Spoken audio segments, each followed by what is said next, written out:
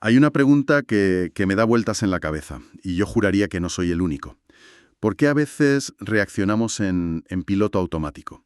Te prometes a ti mismo que la próxima vez que, yo qué sé, que tu hijo adolescente te ponga los ojos en blanco, no vas a saltar. Y de repente, ahí estás, gritando. O te dices, venga, no voy a tomarme ese comentario de mi jefe como algo personal, y acabas, pues, dándole vueltas todo el día. Es como si alguien tomara el control y para cuando te das cuenta ya es tarde. Pues justo para intentar entender a ese alguien, hoy vamos a analizar a fondo una entrevista fascinante. Es con la psicóloga y psicoterapeuta Liliana Sánchez Blas, de un programa que se llama La historia que te habitas.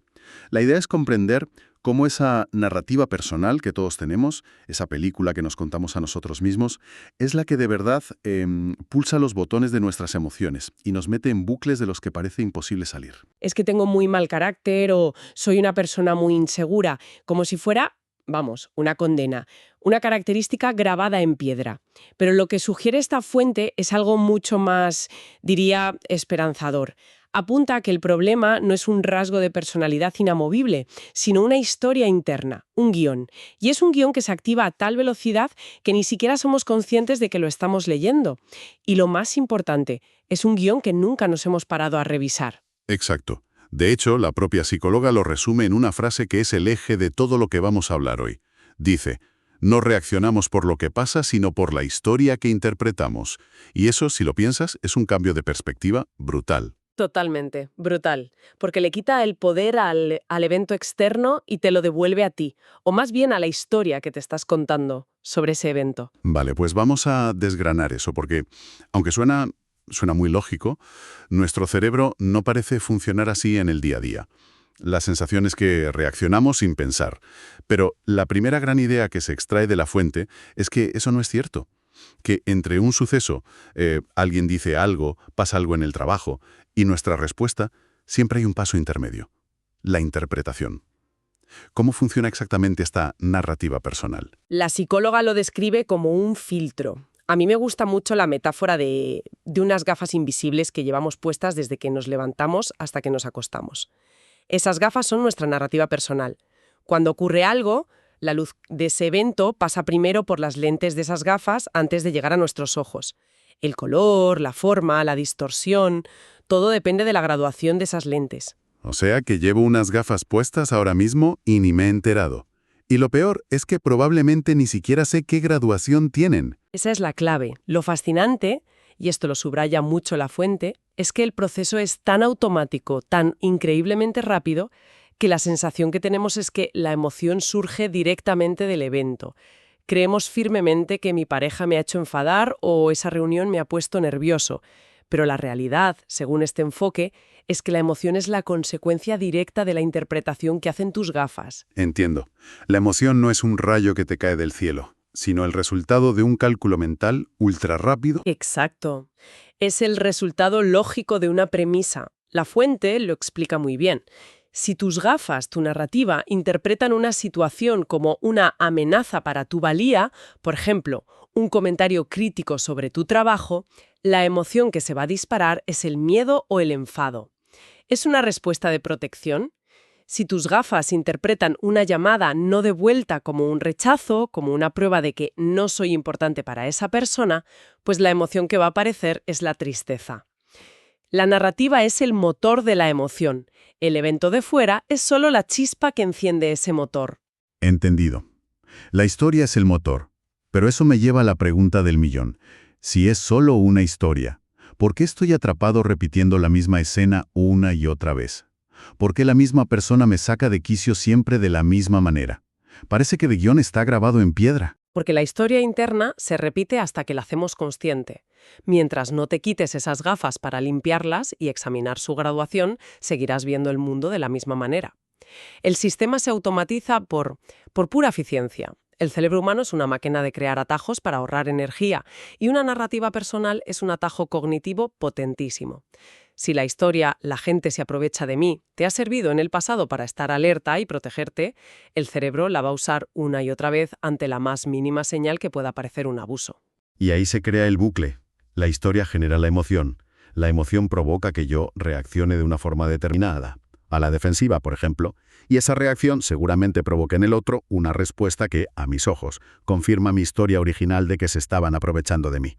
Vamos, que me monto una película yo solo y encima encuentro pruebas que la confirman. Precisamente, se crea un ciclo de retroalimentación perfecto.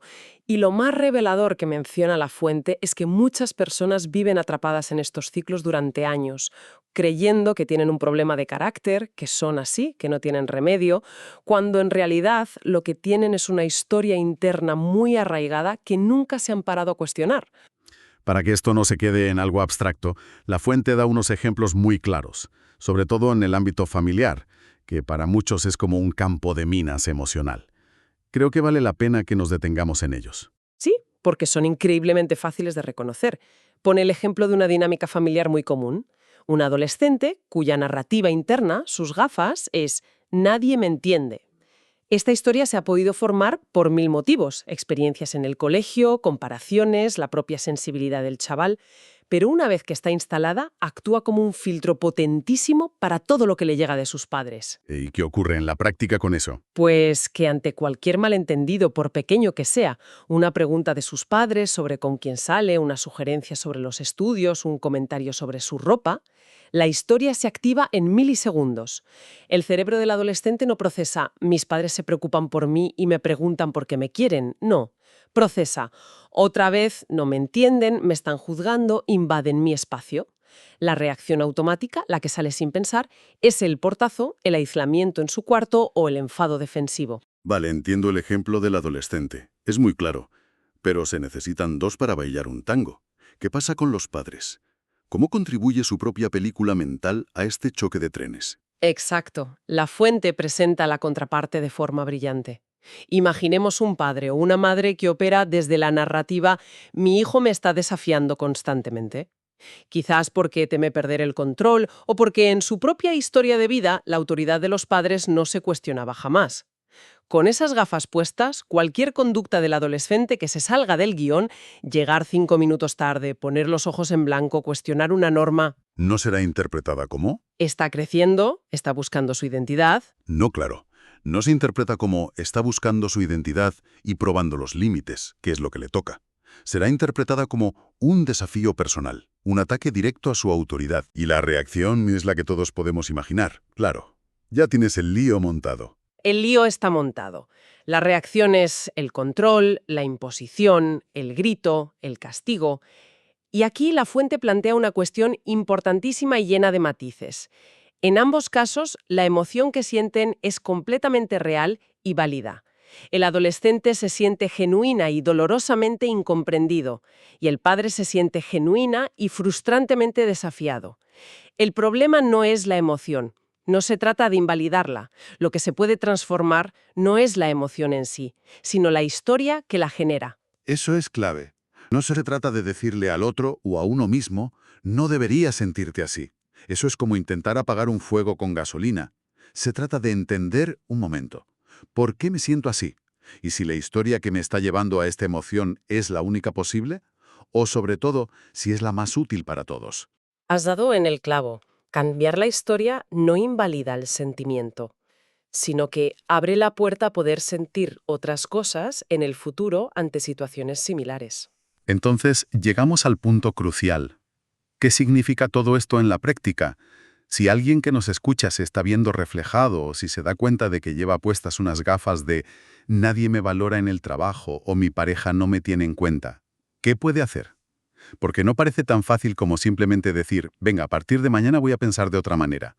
Suena muy bien en teoría, pero seamos sinceros, en medio de una discusión acalorada, ¿quién tiene la sangre fría para detenerse y decir «un momento, cariño, voy a analizar mi narrativa interna»? Parece casi sobrehumano. Es una objeción totalmente razonable. Y la propia psicóloga insiste en que no es un interruptor de luz que se apaga y se enciende, es un entrenamiento, como ir al gimnasio. Al principio cuesta, te sientes torpe y los resultados no son inmediatos. Pero propone un proceso muy concreto de 3 pasos para empezar a practicar, para responder con mayor conciencia en lugar de reaccionar en automático. Vale, aquí está la clave. Una cosa es entender el diagnóstico y otra la receta. ¿Por dónde empezamos?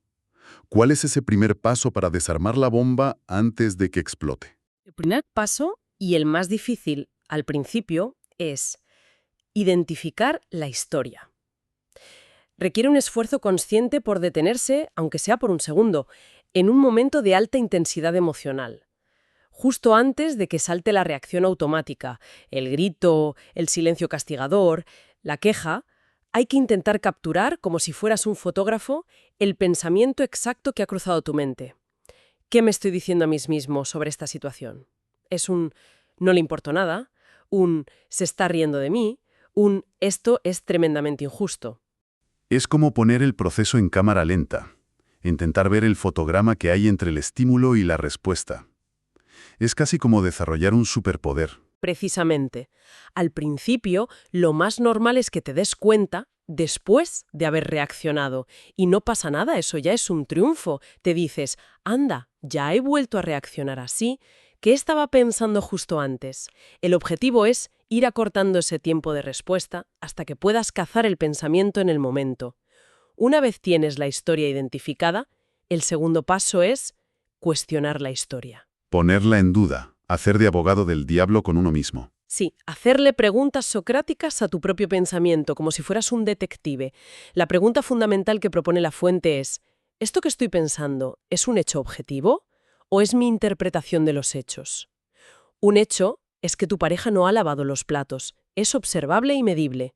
Una interpretación es, no ha lavado los platos porque no le importo y espera que yo lo haga todo, como siempre. ¿Ves la diferencia? Ya. La segunda parte es una historia que has construido sobre el hecho. Y la siguiente pregunta es, ¿hay otras interpretaciones posibles y realistas? ¿Podría ser que se le olvidó? ¿Que tuvo un día horrible en el trabajo? ¿Que pensaba hacerlo justo después de terminar una llamada importante? Se trata de separar los datos brutos, el hecho, de toda la ficción que construimos encima. Y esa ficción suele tenernos a nosotros como protagonistas de un drama. Exactamente. Y eso nos lleva al tercer y último paso, construir una narrativa más funcional. Y ojo, porque la fuente es muy clara en esto. No se trata de negar la emoción o de ponerse unas gafas de color de rosa y fingir que no pasa nada. El optimismo tóxico no sirve de nada. No es decir, qué maravilla que los platos estén sucios. Una oportunidad para practicar el desapego. Claro, porque eso ya no sería psicología, sería un milagro. O una mentira como un templo. Sería absurdo y no nos lo creeríamos.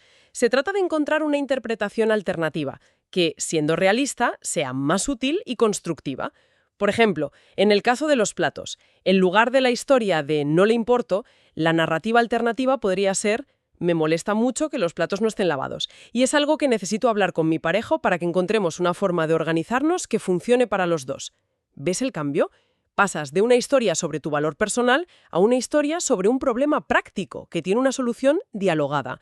El objetivo final de estos 3 pasos es aprender a responder con conciencia, eligiendo una narrativa que te cuide más a ti y a tus relaciones. O sea que la verdadera batalla no está fuera, con la otra persona o con los platos sucios, sino dentro, con el narrador que tenemos en la cabeza. La clave no es controlar la emoción a la fuerza, sino convertirte en el editor de tu propia historia. Eso es un cambio de paradigma total. Has dado con la síntesis perfecta. Ese es el camino. Si tuviéramos que quedarnos con una idea final de todo lo que hemos extraído de esta fuente, el mensaje es increíblemente potente. No somos nuestras reacciones. Y eso es un alivio inmenso. No estamos condenados a ser el que siempre se enfada o la que siempre se pone triste.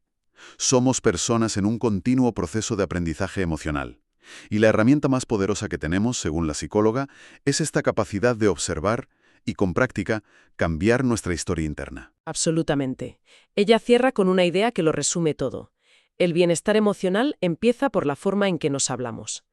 Ese diálogo interno, esa voz que comenta, juzga y narra lo que nos pasa a cada instante, es en esencia nuestra narrativa personal. Prestarle atención, tratarla con curiosidad en lugar de aceptarla como una verdad absoluta e inmutable, es el primero y más importante paso para cambiar la forma en que sentimos y, por tanto, la forma en que nos relacionamos. Con los demás y con el mundo. Y esto nos deja con una última reflexión para que cada quien la explore por su cuenta, más allá de lo que hemos hablado. Si es cierto que nuestras reacciones, nuestras emociones más recurrentes, están moldeadas por esas historias internas, ¿cuál es esa única historia? Esa narrativa que se repite una y otra vez en la vida de cada cual que, si se lograra reescribir, podría transformar de raíz la relación más importante que tenemos, ya sea con una pareja, con un hijo, con un padre, o incluso la que tenemos con nosotros mismos.